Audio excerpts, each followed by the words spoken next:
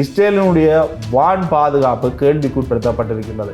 இந்த உலகத்தினுடைய போர் சமநிலையில் அமெரிக்காவுக்கும் இஸ்ரேலுக்கும் கட்டி வைக்கப்பட்டிருக்கக்கூடிய பிம்பம் தகர்க்கப்பட்டிருக்கிறது. அமெரிக்காவில் 52% டொனால்ட் ட்ரம்புக்கு எதிராக மக்கள் திரும்பி இருக்கின்றார்கள்.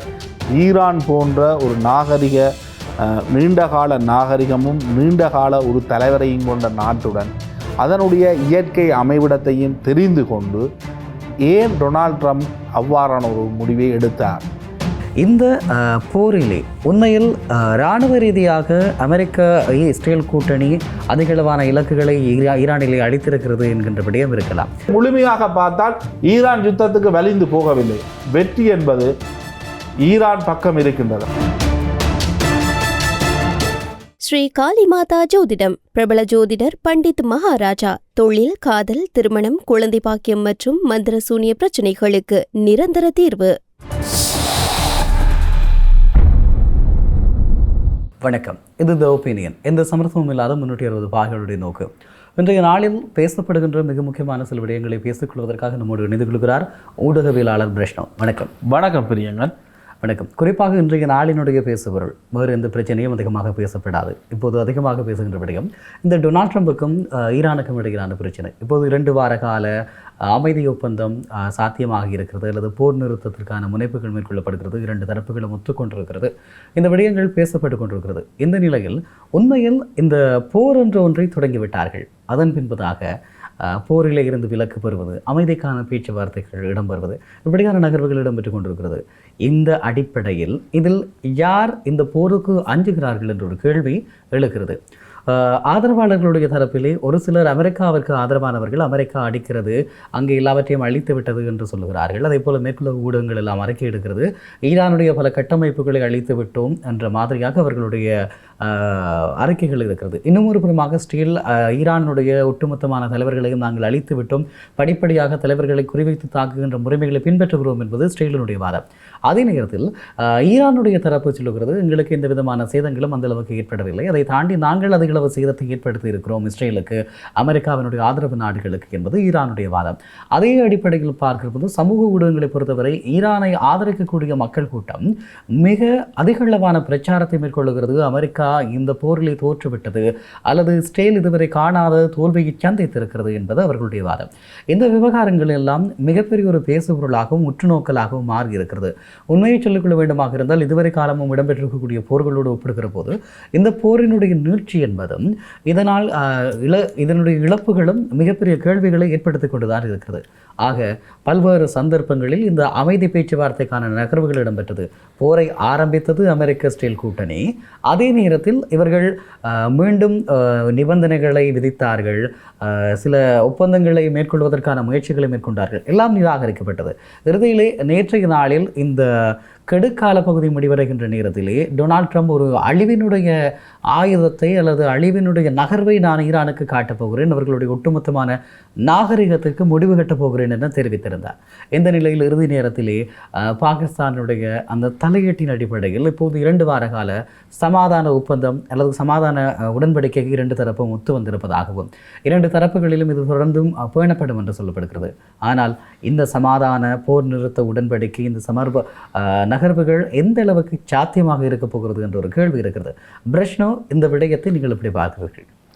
இந்த உலகத்தில் ஜனநாயகம், மனித உரிமைகள், மனிதாபிமானம் என்றால் அமெரிக்கா, மேற்குலக நாடுகள் தான் மிகப்பெரிய அளவுக்கு எங்களுடைய மனங்களில் முதன்மையாக தோன்றுகின்ற நாடுகளாக இருக்கு. ஆனால் தற்பொழுதைய பார்வை என்பது சீனாவையும் அதனுக்குள் எடுத்திருக்கின்றது. தற்பொழுது ஒரு மனித உரிமைகள் மீறப்பட்டு மனிதாபிமான முழுமையாக கொலை செய்யப்பட்ட ஒரு போராகத்தான் இந்த ஈரான் அமெரிக்க இஸ்ரேல் போரை பார்க்கக்கூடியதாக இருக்கின்றது. ஆனால் இந்த போர் நிறுத்தத்தை யார் மேற்கொண்டார்கள் என்றால் பாகிஸ்தானுக்கு ஜனநாயகம் பற்றியோ அல்லது மனித உரிமைகள் சார்ந்தோ மிகப்பெரிய ஒரு ஊடக வெளிச்சம் கிடையாது. அவர்கள் ஒரு தீவிரவாதத்துடன் தொடர்புபட்ட நாடு என்ற பார்வைதான் இதுவரை காலமும் இருந்தது. ஆனால் அவர்கள் அமெரிக்காவுடனும் பேசியிருக்கின்றார்கள், இஸ்ரேலுடனும் பேசியிருக்கின்றார்கள், அதே நேரம் ஈரானுடனும் பேசி போர் நிறுத்தத்தை மேற்கொள்வதற்கு வழிவகை செய்திருக்கின்றார்கள். ஒரு ராஜதந்திர முயற்சிக்கு கிடைத்த வெற்றியாக அவர்கள் அதனை கூறிக்கொள்கின்றார்கள். பாகிஸ்தான் தற்பொழுது ஒரு அணு ஆயுதம் உள்ள ஒரு நாடு. அதாவது உலகளாவிய ரீதியில் ஏற்றுக்கொள்ளப்பட்ட ஒரு நாடு. தன்னுடைய ஒரு பிம்பத்தை இந்த உலக அளவில் மேல் எழக்கூடிய அளவுக்கு இந்த விடயத்தை கையாண்டிருக்கின்றார்கள். அதனை கடந்து ஈரான் சாதாரணமாக இருந்தது. ஈரானை நோக்கி படையெடுப்பை மேற்கொண்டது அமெரிக்காவும் இஸ்ரேலும். அவர்கள் கூறிய காரணம், அங்கு ஒரு ஆட்சி மாற்றத்தை ஏற்படுத்த போகின்றோம். 40 வருடங்களாக அங்கு மக்கள் அடிமைகளாக நடத்தப்படுகின்றார்கள்.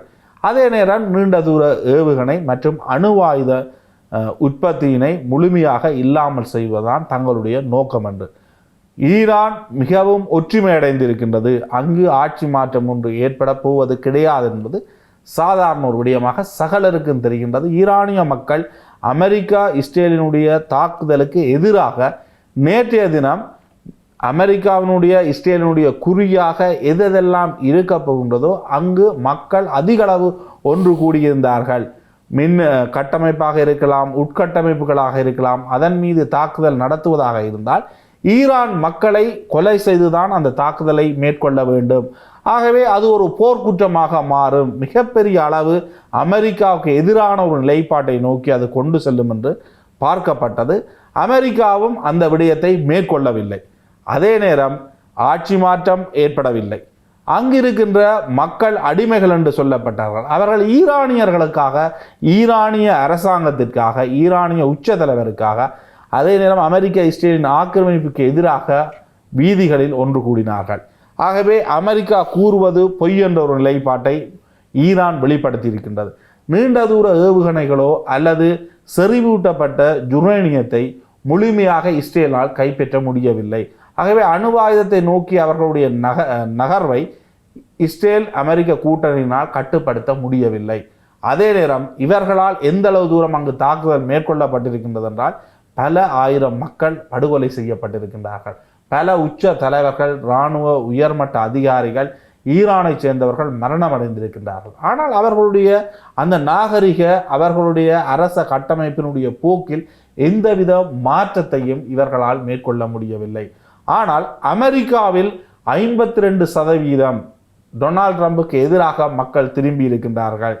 தற்பொழுது அங்கிருக்கின்ற செனட்டில் 25 விதியை பயன்படுத்தி இவருக்கு மூளை சரியில்லை அல்லது உடல் நிலை சரியில்லை என்ற விடயத்தை குறிப்பிட்டு அங்கு ஜனாதிபதி பதவி இறக்கம் செய்யப்பட வேண்டும் என்ற அளவுக்கு அங்கத்திய ஊடகங்கள் பேசுபொருளை ஆரம்பித்திருக்கின்றார்கள்.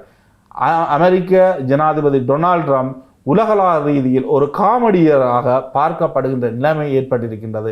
அவர் ஒன்றுக்கு பின் ஒன்று முரணான வகையில் கருத்துக்களை வெளியீடு செய்வது, தேவையற்ற புரளிகளை உடனடியாக ட்வீட்டூடாக வெளிப்படுத்துவது, அதே நேரம் ஐரோப்பிய ஒன்றிய நாடுகளுடன் ஒரு நேசக்கரனுடன் இதுவரை இருந்த அமெரிக்கா தற்பொழுது அங்கு ஒரு பிளவை ஏற்படுத்தி இருக்கின்றது.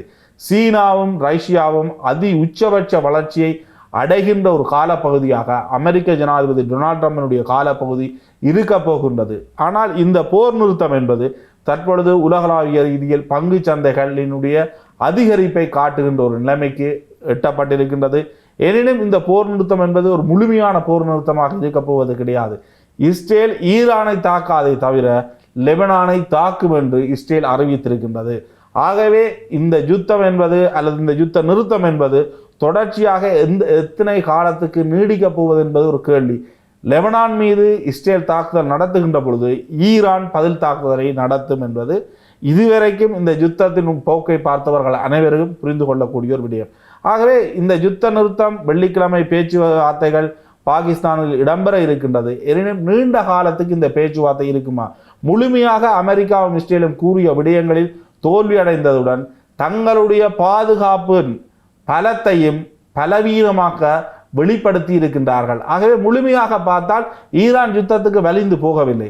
வெற்றி என்பது ஈரான் பக்கம் இருக்கின்றது. ஆனால் ஈரான் மக்கள் ஏற்கனவே பொருளாதார ரீதியில் மிகப்பெரிய அளவு பாதிப்பை சந்தித்தவர்கள். மக்கள் டாலருக்கு எதிராக 14 லட்சம் 15 லட்சம் அங்கு ஒரு டாலரினுடைய பெறுமதி. ஆகவே மக்களுடைய வாழ்க்கை தரம் என்பது ஈரானை பொறுத்த வரைக்கும் ஒரு கேள்விக்குறியாக இருக்கின்றது. அதே நேரம் உட்கட்டமைப்புகளுடைய அழிவுகள், இந்த யுத்தத்தின் பின்னர் அவர்கள் எவ்வாறு மீண்டெழப் போகின்றார்கள் என்பதெல்லாம் ஈரான் பக்கம் இருக்கின்ற மிகப்பெரிய கேள்விகளும் பலவீனங்களும். அமெரிக்கா தன்னுடைய போர் சார்ந்த உபகரணங்களை இனி எத்தனை நாடுகள் நம்பி வாங்கும் என்ற கேள்வியும் ஏற்படுகின்றது. இஸ்ரேலினுடைய வான் பாதுகாப்பு கேள்விக்குட்படுத்தப்பட்டிருக்கின்றது. ஆகவே வெற்றி தோல்வி என்பதை இந்த யுத்தத்தின் அடிப்படையில் பார்ப்பதை தவிர மிகப்பெரிய ஒரு மனித அவலம் ஒன்று இடம்பெற்று கொண்டிருந்தது. அதற்கு ஒரு சிறு இடைவெளி இருக்கின்றதுன்னு தான் புரிந்து கொள்ளக்கூடியதாக இருக்கின்றது. பிரியங்கன், நிச்சயமாக இந்த விவகாரங்கள் இப்படியான ஒரு போர்வையில் இருக்கக்கூடிய நிலையில் இந்த உலகத்தினுடைய பார்வை என்பதும் உலகத்திலே ஒட்டுமொத்தமானவர்கள் இது ஒரு இறுக்கமான ஒரு சூழலாக பார்த்தார்கள். அதாவது ஈரானுக்கும் அமெரிக்காவும் இஸ்ரேலுக்கும் இடையிலே இடம்பெறுகின்ற இந்த போர் உலகத்தில் இருக்கக்கூடிய ஒவ்வொருவருடைய வீட்டுகளிலும் அவர்களுடைய அடுப்பங்கரையிலே ஆபத்துக்களை ஏற்படுத்தியது, அவர்களுக்கு தட்டுப்பாடுகளை ஏற்படுத்தியது. நாங்களும் கண்கூடாக கண்டோம். இலங்கையிலே அவசரமாக QR முறை கொண்டு வரப்பட்டது. இந்தியாவிலே எரிவாயு சிலிண்டருக்கு தட்டுப்பாடு ஏற்பட்டது. இவ்வளையான நிலைமைகள் இருந்திருக்கக்கூடிய நிலையில் தொடர்ச்சியான இந்த யுத்தம் என்பது மிக மோசமான உலக ஒழுங்கை ஏற்படுத்தும் என்பதும் உலக ஒழுங்கினுடைய மிகப்பெரிய ஒரு மாற்றத்திற்கு வித்திடும் என்பதும் குறிப்பிட்டு சொல்ல வேண்டிய ஒரு விடயமாக இருந்தது. ஆனால் இந்த டொனால்ட் ட்ரம்பினுடைய சமாதான பேச்சுவார்த்தைக்கான இந்த அறிவிப்பு 2 வாரங்கள் வெளியிடப்பட்டவுடன் உடனடியாக $97.5 பெரல் ஒன்றினுடைய கச்சா எண்ணெயினுடைய விலை குறைவடைந்திருக்கிறது. ஆகவே இந்த குறைவும் இது உலகத்திலே இப்போது இருக்கக்கூடிய ஒரு கொதிநிலையை சற்று தளம்பு நிலைக்கு கொண்டு வரும் என்று சொன்னாலும், நீங்கள் சொன்னது போல இஸ்ரேல் தொடர்ச்சியான தாக்குதலை லெபனானுடைய ஹிஸ்புல்லாக்களுக்கு எதிராகவும் அதே போல ஹூதி கிளர்ச்சியாளர்களுக்கு எதிராகவும் தொடர்ந்து மேற்கொள்ளும் என்கின்ற நிலைப்பாட்டை பெற்றிருக்கிறது. ஆகவே அந்த 2 அமைப்புகளும் ஈரானுடைய ப்ராக்ஸி அமைப்புகள். ஆகவே அவர்களை காக்க வேண்டிய பொறுப்பு ஈரானுக்கு இருக்கிறது. இந்த போர் நிறுத்தம் என்பது எந்த அளவுக்கு சாத்தியம் என்ற கேள்வியையும் அல்லது இந்த போர் நிறுத்த வரையறை ஒப்பந்தத்தை ஈரானை உடைத்தெறிந்தது என்ற நிலைப்பாட்டிற்கு வருகின்ற நிலைமையையும் இவர்கள் ஏற்படுத்துகின்ற ஒரு இரட்டை நாடக வேடத்தை அமெரிக்கா இப்போது அமல்படுத்தி இருக்கிறதா என்ற ஒரு கேள்வியும் சந்தேகமும் இருந்து கொண்டிருக்கிறது. இப்படியான ஒரு சூழலில் இந்த போரிலே உண்மையில் இராணுவ ரீதியாக அமெரிக்க இஸ்ரேல் கூட்டணி அதிகளவான இலக்குகளை ஈரானிலே அளித்திருக்கிறது என்கின்ற விடயம் இருக்கலாம். அதே நேரத்தில் இந்த உலகத்தினுடைய போர் சமநிலையில் அமெரிக்காவுக்கும் இஸ்ரேலுக்கும் கட்டி வைக்கப்பட்டிருக்கக்கூடிய பிம்பம் தகர்க்கப்பட்டிருக்கிறது. உலகத்தினுடைய போலீஸ்காரன் என்று சொன்ன டொனால்ட் ட்ரம்பினுடைய அல்லது அமெரிக்காவினுடைய நிலைப்பாடு தளர்த்தப்பட்டிருக்கிறது. உலகத்திலே வீழ்த்த முடியாது என்று சொன்ன F-35 விமானங்கள், F-15 விமானங்கள் இவையெல்லாம் வீழ்த்தப்பட்டிருக்கிறது. ஆகவே உலகத்தின் ஆயுதங்களை விற்பனை செய்வதற்கான பரிசோதனை கூடமாக இந்த ஈரானை பயன்படுத்தலாம் என்று நினைத்த ட்ரம்புக்கும் அமெரிக்காவுக்கும் அது மிகப்பெரிய ஒரு தோல்வியில் முடிவடைந்திருக்கிறது.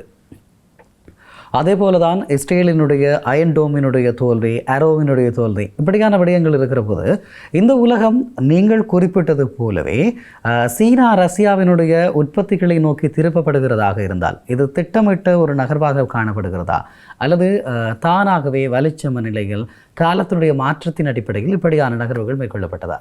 உச்சபட்சமாக அமெரிக்காவினுடைய செயற்பாடுகள் ஒரு சுயநலத்தின் உச்சபட்சமாக சென்றதனுடைய விளைவுதான் இந்த போர். இந்த போர் வேண்டுமென்று உருவாக்கப்பட்ட ஒன்று. இஸ்ரேல் தன்னுடைய நாட்டின் தேர்தலை சந்திப்பதனை எவ்வாறு இடைநிறுத்தலாம், அதனை எவ்வாறு சமாளிக்கலாம் என்ற அடிப்படையில் தான் நெதன்யாகு இந்த முடிவுக்கு செல்கின்றார். அதனை எவ்வாறு டொனால்ட் ட்ரம்ப் நம்பினார் என்பதுதான் கேள்வி. அமெரிக்கா இந்த யுத்தத்திற்கு தேவையில்லாமல் சென்றிருக்கக்கூடாது. ஈரான் போன்ற ஒரு நீண்டகால நாகரிகமும் நீண்டகால ஒரு தலைவரையும் கொண்ட நாட்டுடன் அதனுடைய இயற்கை அமைவிடத்தையும் தெரிந்து கொண்டு ஏன் டொனால்ட் ட்ரம்ப் அவ்வாறான ஒரு முடிவை எடுத்தார்? ஏனென்றால் டொனால்ட் ட்ரம்புக்கு அப்படி எடுக்க வேண்டிய அவசியம் டொனால்ட் ட்ரம்புக்கு தனிப்பட்ட ரீதியில் இல்லை என்றாலும் அவர்களுடைய இந்த ஏவுகணை அதே நேரம் அணுசக்தியை நோக்கி அவர்களுடைய நகர்வு என்பது இஸ்ரேலுக்கு தனிப்பட்ட ரீதியில் பாதுகாப்பு அச்சுறுத்தல்.